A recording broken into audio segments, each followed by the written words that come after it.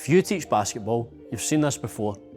The ball goes sideways, it rattles off the backboard, might not even make it to the rim. And when you ask the kids what they could do better, they've no idea.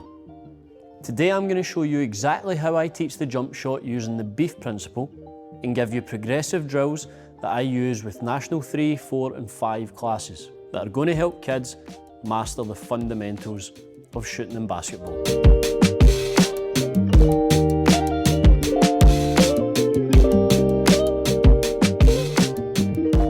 At the highest level in basketball, shooting is about repeatability. The basket doesn't move, so if there's a different result every time, there's something going on with the mechanics.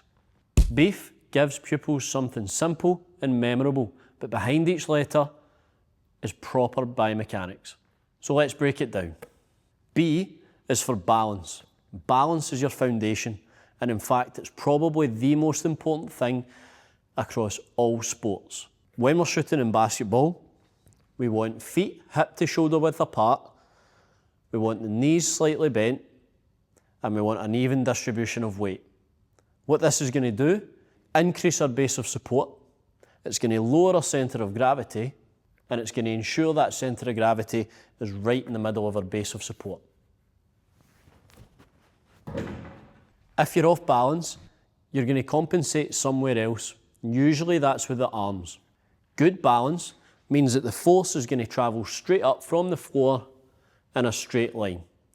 Poor balance means that that force could be leaking any which way. And with that, so does the ball. The first E is for elbow. We want our elbow directly underneath the ball. If the elbow flares out, the forearm changes direction and the ball is likely to travel in a different direction. Elbow underneath the ball creates a straight line between our elbow, wrist, the ball and the rim. And that straight line means more accuracy. The second E is for eyes. Eyes are our aim. Sometimes I like to tell the pupils that's our scope. We want to aim through our scope exactly where we want the ball to go. I tend to ask the pupils to look at the back of the rim or slightly above the front of the rim. If they look directly at the basket or the net, there's very little chance we're actually going to get the ball up and down through the top of the basket.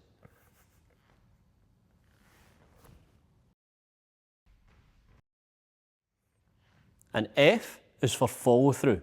Now this might happen after the ball is released, but how we do it has an impact on the arc and the rotation of the ball.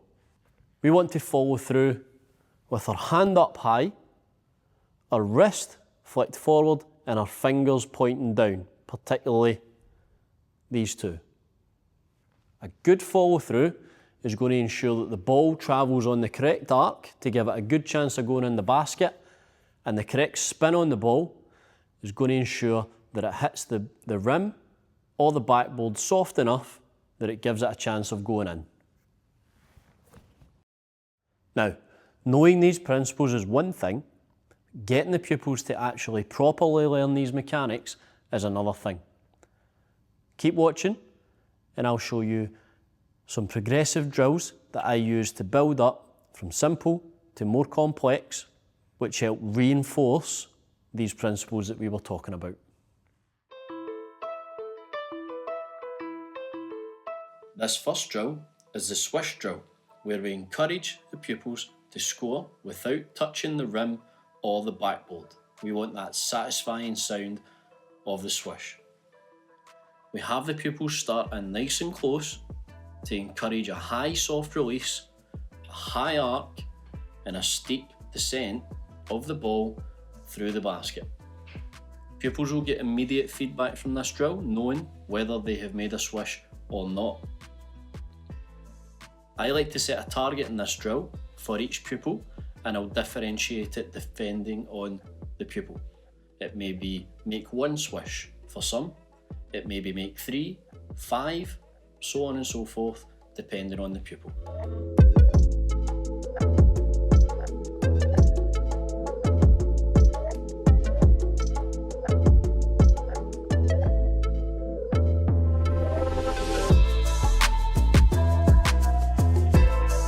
Drill 2 is around the world. For this drill, we use the spots around the key, including the elbows and the free throw line, to mark out positions that will have the pupils shoot from.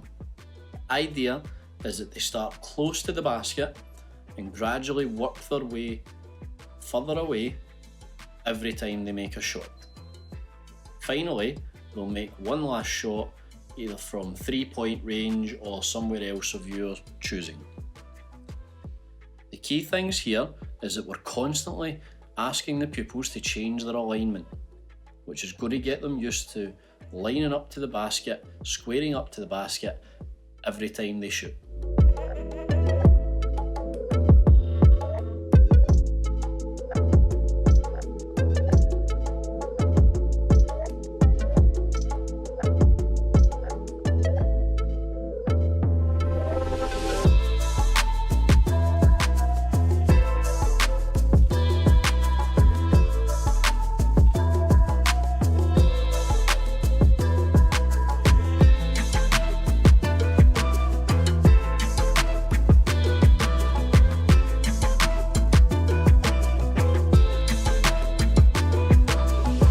Drill number 3 is the bank shot drill. Here we're shooting from a 45-degree angle and trying to use that magic square on the backboard to allow the ball to drop in softly.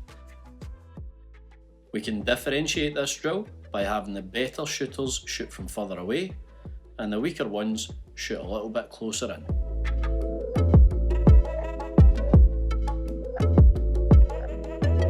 Drill number 4 is shooting off the dribble, and it's one of my favourite drills because it challenges balance, which I said earlier is one of the most important aspects of any sport.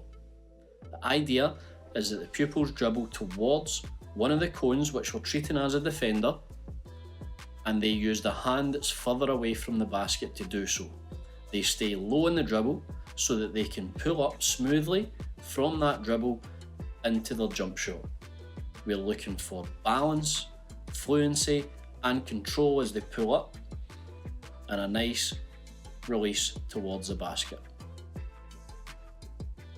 We should be encouraging, as they pull up, to land in the same position, roughly, that they took off from. This is going to show great control of their body and great balance.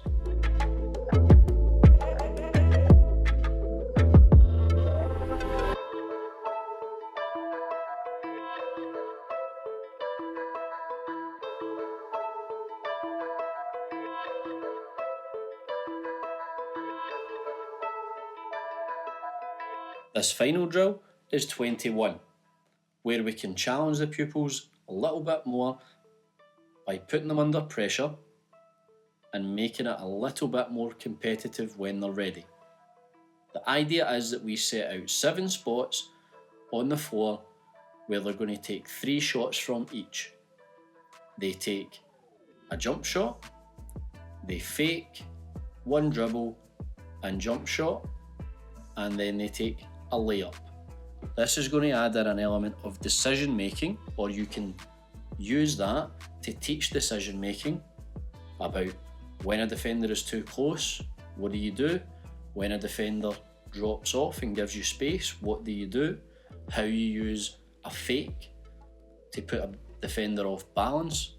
All these things can be taught through this drill, even though there is no defender there. Ultimately, what we're trying to do is score as many baskets out of 21 as we can. The pressure can be put on the pupils by asking them to reach a certain score, or to beat their previous score, or to try and beat a teammate or someone else in their group.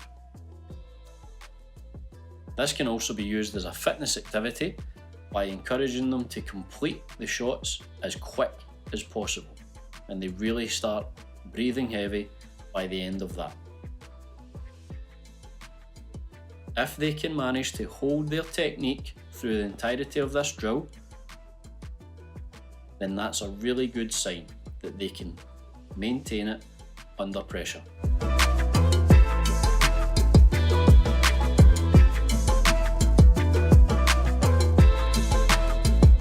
Each one of these drills is able to be completed individually.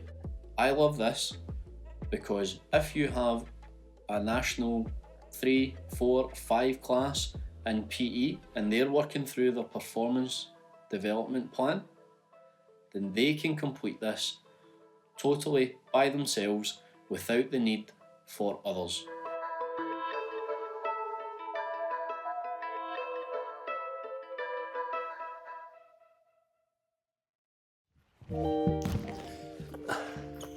So let's recap. B stands for balance. That gives you stability. It gives you distance control. E stands for elbow. That's going to control your direction. Second E stands for eyes. That's going to ensure you're aiming consistently. F stands for follow through. Follow through is what's going to give you the correct arc and a good bit of backspin. It's going to give this ball the best chance of going in the basket. Teach the fundamentals clearly, progress it properly using the drills that I showed, and then put it under pressure when the time is right. So if you found this useful, don't forget to hit like. If you'd like to see more, drop it in the comments and tell me what skill you would like to see next. And if you're interested in general teaching, sports coaching and sports science content, then make sure you subscribe, and I'll see you next time.